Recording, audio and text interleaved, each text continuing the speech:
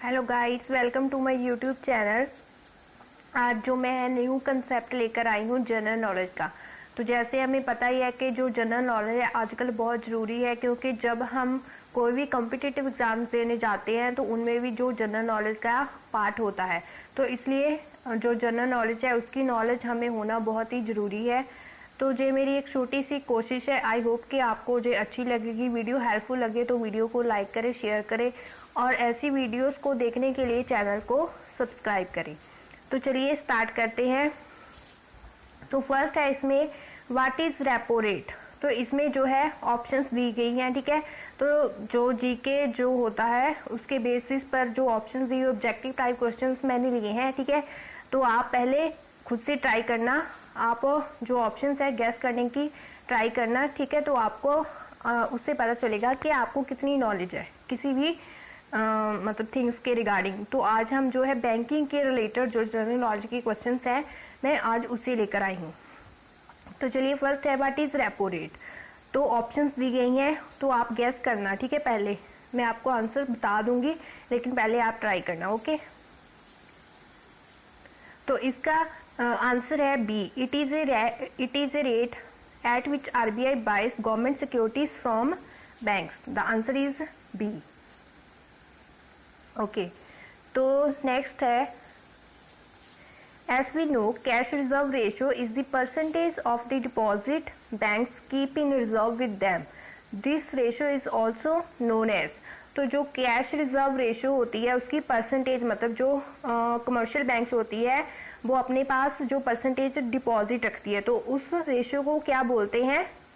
तो ऑप्शंस दी हुई है, आप ऑप्शंस में से गैस करना। तो इसका सही आंसर है liquidity ratio. The answer is D, okay. Next है your friend gets ₹10,000 from his grand parent. She wants to invest in a bank in such a way she need not withdraw the amount partially or wholly for 2 years। मतलब आपका कोई friend है जिसने 10,000 जो है अपने grand parents से लिए और वो मतलब वो बैंक में इन्वेस्ट करना चाहती है इस तरीके से कि मतलब वो जो पार्शली और होली अमाउंट है 2 years तक मतलब उसे विदड्रॉ करवाने की जरूरत ना पड़े, ठीक है। तो what kind of account should she open in a bank. तो उसे किस तरह का अकाउंट है जो बैंक में ओपन करवाना चाहिए। तो इसमें ऑप्शंस दिए हैं small saving account, current account, term deposit account, demat account, none of these. तो इसका आंसर है term deposit account, that is C.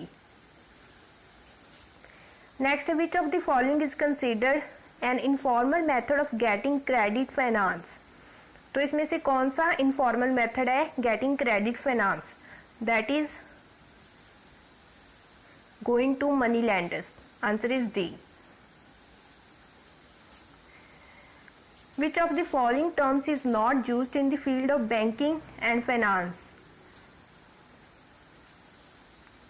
तो इसमें से ओवरड्राफ्ट हमें पता है, बेस लाइन पता है, बैंकिंग से रिलेटेड है, ठीक है। आरटीजीएस भी पता है, रिटेल भी पता है। तो आंसर क्या है इसका डी, जीबीसी। तो जीबीसी की फुल फॉर्म क्या होती है, जनरल बिजनेस क्रेडिट।